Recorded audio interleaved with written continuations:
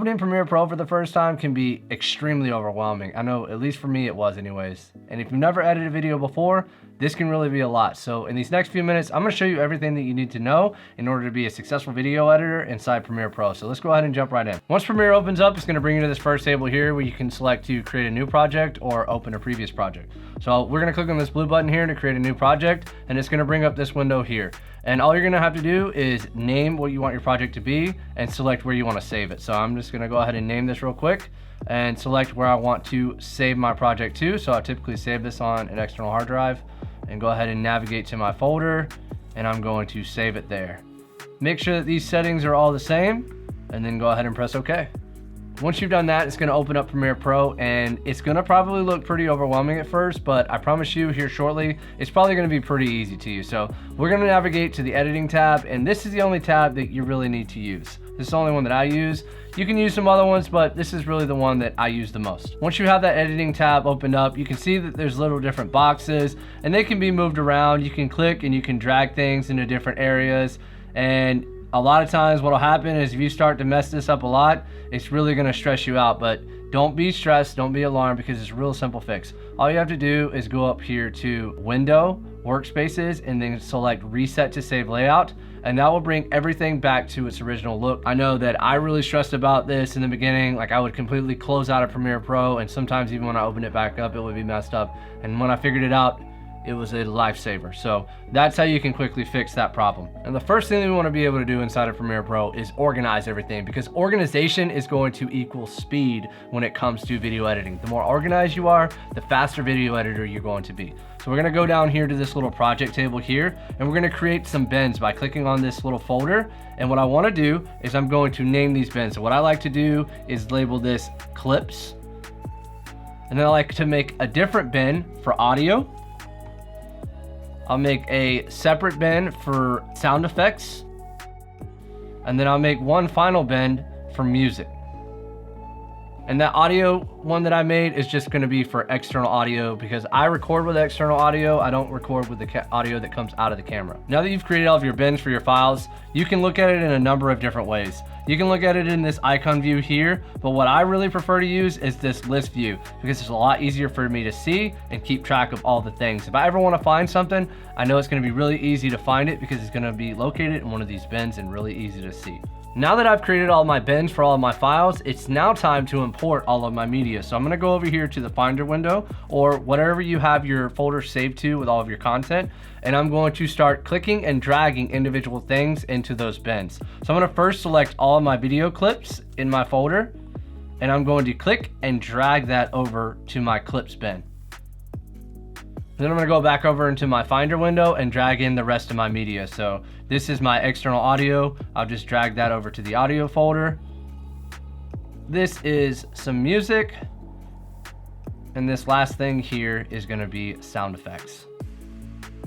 Now that I have all of my media inside of Premiere Pro, I can just click these little drop down arrows here, and it's going to show everything that I've imported.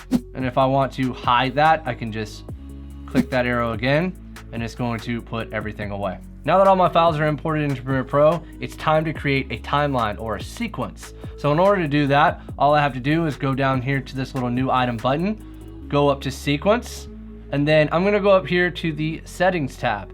And then I'm gonna go in here and select what I want my settings to be for my timeline. So I'm gonna first go to editing mode and change this to custom.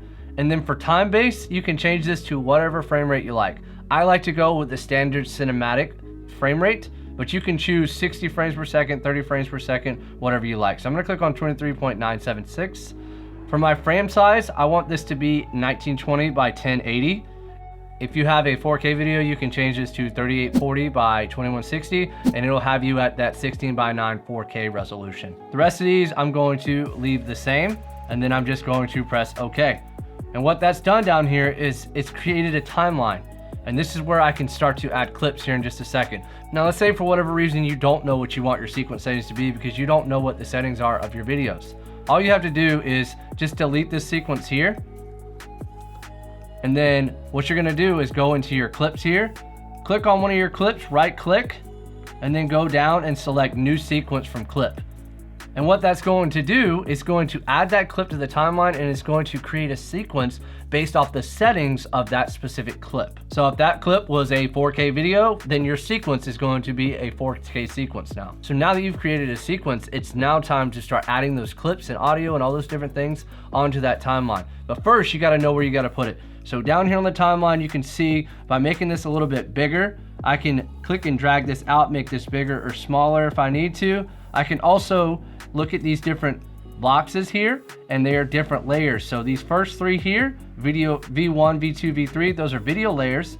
A1, A2, A3, those are audio layers. So my video is here on the top, and my audio is down here on audio layer number 1. If I ever want to increase any of the sizes of these to make them bigger so I can see them, I just double click in that area there, or I can drag this up and make it larger. If I want to make it back to its original size, just double click it again, and that will bring it back to its original size. I can also do that with the audio to increase the size so I can see the waveform, whatever I need to see. And then if I want to make it back small again, I can just double click that. And I can add more audio or video layers. I'm just going to right click down here for an audio layer and add track, or I'm going to right click up here, add track, and that'll add another video layer. So the way that this timeline works is going to be based off of different layers. I can put another clip above that first clip that I have on my timeline, and you'll actually see the new clip if it's directly above the original clip. And I'll show you what I'm talking about. So if I grab clip number 2, you can see that I can see video layer number 2, but I can't see video layer number 1. If I want to get rid of that, I can click this little I button here, and now I can see video layer number 1 again. If I press the I button to hide video layer number 1, it actually goes away completely. So I'm gonna show these back up. That's just kind of explains like where you position your clips and how it will affect your different clips on your timeline. So now you have a little bit better of an understanding of how the timeline works and what the sequence is actually for. Let's start to add those clips. Now what I like to do is just go ahead and add every single one of my clips to the timeline. So what I'm gonna do is select clip number 2, 3, and 4, and I'm gonna go ahead and just dump them onto the timeline. Now that we have the clips on the timeline, I want to show you how you can start to cut clips and start to trim out whatever you don't want in your video. So all you want to do in order to cut a clip, you can do this a couple of different ways, is you can press C on the keyboard or go over here to the razor tool and then go ahead and make this a little bit bigger, and know that wherever this playhead is going to be located is where, whenever you go to zoom in or zoom out, it's going to be the location to where your timeline decides it wants to zoom in. So if I want to cut a clip right here, I'm just going to click where I want to start that cut, take my playhead, or I don't even have to take my playhead if I don't want to, but I just like to do this to keep myself where I want to be at. I'm going to go to that next spot that I want to cut, and then I'm going to press V on the keyboard or go back up here and select the selection tool. Select that clip by clicking on it, and then what I'm going to do is just press delete. And now what you see is going to be like in a big open gap here. And you don't want that open gap to be there, because if that open space is there on your timeline when it plays back, it's going to have a black screen. So in order to get rid of that, unless you intentionally want that black screen, you're going to want to double click in that area that clip was originally at, and then press the delete button again, and it's going to snap the rest of the clips to that spot that you cut. You can also cut a clip by just going to the edge of that clip and just kind of dragging over and getting rid of the space that you want to get rid of. Double click in that area and just press the delete button, and it'll snap it back over. If you want to play back your video or play back your timeline to see the work that you've done, all you got to do is click on this playhead here, bring it to the beginning of wherever you want to play back, and just press the space bar or press this play button here, and it'll play your video back for you. Now, if you're having a hard time getting your video to play back because it's lagging or it's really slow or it's bogging down Premiere Pro, what you can do is go up here to this little drop down and change your resolution to the lowest one, and that will still allow you to be able to watch your video at a lower resolution. It doesn't change the quality of your video, it just changes the quality of the playback. That way you can still watch it in Premiere Pro and still be able to edit, and it doesn't take forever. So that's a speed hack for Premiere Pro. So when you're editing in Premiere Pro, there's gonna come a time where you want to start to add some effects to your videos to make them really stand out. So in order to do that, it's really simple. All you have to do is go over here to the double arrows, go down to effects, and then you have to kind of search, or you can just kind of look down here into the video effects for different effects for your videos. Go down to like blur and sharpen. I'll use Gaussian blur for one. And then what you're gonna do is you're gonna click and drag that Gaussian blur onto whatever clip you want to apply it to. So I'm gonna apply it to this first clip here. And next, what you're gonna do is make sure you have that clip selected at this point on your timeline, and then go up here to Effect Controls. The Effects Control tab here is where you can control all the effects to your specific video clip. So that could be anything from the position of your clip, where it's located at. It could change the scale, the rotation, the opacity, but you can also change the audio effects or any external effects that you add, like that Gaussian blur that I just added just a second ago. So up here at the top is gonna be your basic video effects, and then down here at the bottom, you can see your audio effects, and I can go in here and I can make changes to them if I need to. And remember that these are just the effects for that specific video clip. Now, by adding Gaussian blur to the clip doesn't mean that it's automatically gonna show up. I'm gonna have to animate the effect. So in order to do that, we do that by using keyframes inside of Premiere Pro. So in order to do that, what I wanna do is kind of have this clip blur in.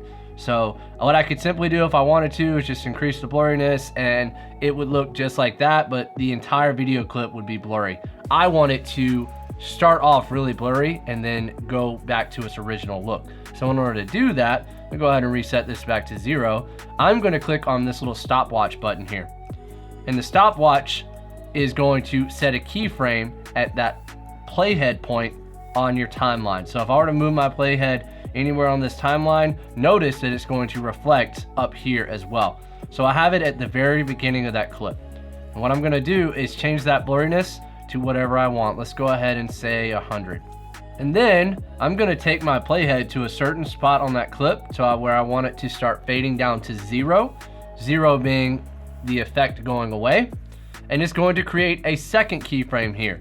So what I've done is I've animated this effect by having it start with its 100% blurriness, and then once it gets to this next point on the timeline, it gets down to 0. I'll go ahead and play that back, and you can see that it kind of blurred in, and that looks pretty good. There's a lot more advanced things you can do with keyframes, but for this video, really you just need to understand the basics of what a keyframe is and why you would use it. So now that we understand how to apply some effects, let's go ahead and put some music on the timeline.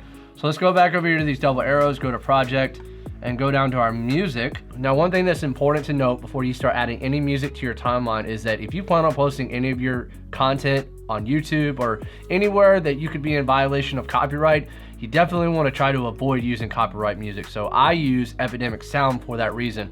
They're a great company. I love all of their music. I use all of their music on every single one of my videos, and I strongly recommend them. If you want to get a 30-day free trial, I'm gonna have a link down in the description. You can check that out and decide for yourself. It'll be 30 days for free, and you can at least use it to see if it's something that you like. This isn't sponsored by any means, but it's definitely a great website, and those guys do an awesome job of what they have. It helps me out a lot. So back to what I was saying, go ahead to your music tab and click and drag that music onto audio layer number 2. And the reason I'm adding it to audio layer number 2 is because I have my original audio from my video clip on audio layer number 1. You can set it to any other one. I could drag it all the way down here and create an additional audio layer number 4 if I wanted to. You just got to decide whatever video layer you want to put it on, but it's just that simple. That's how you can add music onto your timeline. Now, if you want to adjust how loud the music is, all you have to do is just click on that music or double click on this area here, and there's going to be a little line that you can just click and drag up and down, and that will change the volume of your clip. You can also do this by selecting the clip, going up here under Effects Controls, drop down this little volume tab here, and you can change the volume by adjusting this up or down here. Now, if you want to add sound effects on the timeline, just go down to the sound effects bin here, and I get all mine from Epidemic Sound as well. They also have a bunch of great sound effects, so just click and drag that onto any spot on the timeline, and then what you can do is just go ahead and make this a little bit bigger, make this bigger as well, and you can bring that up or down. One thing to note, if you do decide to use this volume button here for under the Effects Controls tab, make sure you uncheck this button here so that you don't just affect a small portion. You actually adjust the volume of the entire audio clip, so it doesn't just affect a small area. At some point, you're probably gonna wanna add text to your video, so in order to do that, it's extremely simple. You can press T on the keyboard or go down here and select this type tool, and then what you're gonna do is click anywhere within the frame and then go ahead and type whatever you want. So I'm gonna go ahead and type the word text, and then in order to make changes to it, I'm gonna go ahead and highlight all of the text. And what that's done is it's created a text layer onto video layer number 2. So I'm gonna make sure that I have that text layer selected. go over here under Effect Controls, and then I'm gonna drop down this little arrow here, and this is where I can do a bunch of different things to my text. I can change the font, I can change how big the text is, what color it is, if I want drop shadow, if I want to add and make it italicized, if it's bold, spread the letters bar, you name it, you can do all of it. You can also use the Essential Graphics tab as well. But for this video, all you really need to use is the Effects Controls tab. I'll just change this to Gotham. And then I can also change the size of the text as well. I can add a drop shadow, and I can just play around with the settings if I want. I can also spread these letters if I need to. I can just add a number of different changes and just kind of do whatever I want with it. Then I can go down here under where the text is and kind of reposition where I want the text to be located, and just play around with that and kind of dial in what you want. It's that simple. Now we've covered a lot so far, and the next thing I'm going to talk about is kind of a little bit more advanced, but not necessarily. It's something that can really take your videos to the next level, and that's going to be color correction and color grading. And they're two different things. So first thing I want to do is go up here to the color tab. And what I want to do is I'm going to right click and select Vector Scope YUV. And then I want to make sure that I have the waveform RGB selected as well. So I want to make sure that I have these two scopes here. And explaining to you simply what the difference between color correction and color grading is. Color correction is what the human eye naturally sees. So a lot of times when filmmakers shoot, they'll shoot in a flat picture profile, and they'll shoot so they have higher dynamic range in their shots. I know it sounds like a whole bunch of like crazy stuff right now. And just to easily explain, you want to make sure that you correct the color of your video so it matches the human eye. And it's kind of hard for you to be able to do that on like a computer screen and stuff like that. So that's why you use the scopes here in Premiere Pro, so that it can kind of tell you, and it's backed by some sort of scope, what that actual color is. So it kind of explained it to you really quickly when we're trying to get good color correction is up here at 100 is going to be your whites, and down here at the bottom is 0. And what I don't want to happen is have all these little lines here crushed to the top, because that would mean that my video is overexposed, or all these lines down here at the bottom, that would mean that our video is underexposed. So what I like to do is have the whites up here just barely touching and the blacks down here just barely touching, meaning that no detail is lost at all in the frame. So the first thing you're gonna do is select the clip that you want to color correct, and I'm gonna move my playhead over just a little bit so that it doesn't include my text at all. And I'm gonna click up here on the basic correction, and then I'm going to bring my exposure up just a little bit, just so it's barely touching at that 100. And then I'm gonna bring my blacks down just a little bit as well, just so they're barely touching on the bottom of the scope. And you're like, oh, well, that doesn't look good at all still, but I've just kind of adjusted the shadows and the highlights of my video so far. So now what I want to do is bring back some of that color. I shot this in a flat picture profile as well. So what I want to do is bring that natural looking skin back. So in order to do that, all I'm going to do is bring up that saturation just a little bit. I'm also going to drop down these highlights. It's a little bit too much on my face. And then I'm going to go ahead and bring down the shadows just a little bit. Also want to bring down these whites just a hair. Bring that saturation up just a little bit, and that looks pretty good to me. What I like to do to make sure that my color isn't getting too out of control is I like to make sure I'm paying attention to this scope here. Now if I bring the saturation all the way down to 0, you can notice that this little blob here is pretty much almost non-existent, and that means that pretty much there's no saturation in your video.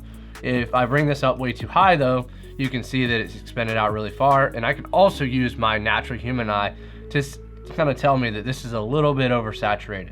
So what I like to do is just kind of bring this down until I'm pretty happy with how it looks. That looks pretty good to me. I actually could bring that up just a little bit more, but I don't want at any point in time for this little blob to ever exceed outside of this first little circle here. Now when it comes to color grading your video, that's going to be used to set the mood. That's completely different than color correction. Color correction is done so that you can effectively color grade your video. Color grading is going to set the mood of that video. For example, some movies you've seen like The Matrix, where it's all green and there's some dark areas, or like Saving Private Ryan, those types of movies, those types of colors are used to set a tone or set a certain mood for that video. So in order to do this, you have some that you can do just inside of Premiere Pro, some that you can find online. I have a LUT Pack that you can use. I'll link a video up in the description. You can check out that and kind of apply some of my LUTs to your video. Go up here to the creative tab though, click down on look, scroll down and click on any one of these here, and then you may have to play around with the intensity slider here to kind of get it to look the way that you want. Go down here, we'll select another one real quick. This one's a little bit more blue. I can bring this up and you can see it kind of just changes the color of your video. Again, this is something that you will learn how to do over time. You can just practice with these inside of Premiere, the ones that I have in that free LUT pack, but over time you're going to get better and better at color grading your videos. Now here inside of Premiere, we talked about a ton of different things, but one of the most important things that you can do is making sure that all that hard work that you put into your video gets exported out correctly so that your video comes out as high of quality as possible, or comes out to at least your expectations, to make sure that, you know, if you're putting in all that work in the video, you want to make sure that your video comes out looking good. So in order to make sure it comes out looking good, you're going to want to follow these steps. So you're going to want to go up to the editing tab, go over to File, Export Media, and the first thing you're going to do is change the format to H.264. Then what you're gonna do is change this preset down here to either 2160 4K Ultra HD if you're exporting at 4K, or change it to 1080p Full HD if you're exporting a 1080p video. We'll change this to 1080p Full HD. Then what I wanna do is go down to the output name, and this is gonna be where you decide to save your final video, not your project, but your final video once it exports. So what I like to do is go back into my project folder, navigate to that folder that I've been working out of, select my finals folder, and then just name this whatever I want to name it, and then press save. Make sure you check export video and export audio because you want to make sure that both of them export with the video. Review your summary settings here to make sure that they all add up like you want them to. Go down to basic video settings and make sure that your width and height are set to whatever your sequence settings were originally whenever you first created your video. So if you had a 1080 video, it should say 1920 by 1080. If you had that 4K video, it should be 3840 by 2160, but just make sure that those match. Then go down here to your frame rate, and you can change this. Make sure that your frame rate is set to whatever your sequence frame rate was. Mine was 23.976, so I'm gonna keep it that way. Then recheck that box. Field order should be set to progressive. Square pixels 1.0 set for aspect. Check render at maximum depth. Go down to your encoding settings here, and these are extremely important. If you have the computer that is capable of doing it, I want you to first attempt at exporting it hardware encoding. If your computer tells you you cannot do it, you cannot do it. But hardware encoding is going to be significantly faster than software encoding. So start with hardware encoding. Profile should be set to high, level should be set to 4.2. HDR graphics, this portion here should be set to 203. Scroll down some more. Now, the bitrate settings. The bitrate settings are going to ultimately affect your overall quality, as well as how much your video is going to get compressed, or how it's going to counter the compression when you upload it up onto social media. So for YouTube, you want to make sure that you bump this up just a little bit. So change this to CBR, and what I like to do is change this to 70. Max it out if you got to, whatever you got to do. Scroll down, and then check use maximum render quality.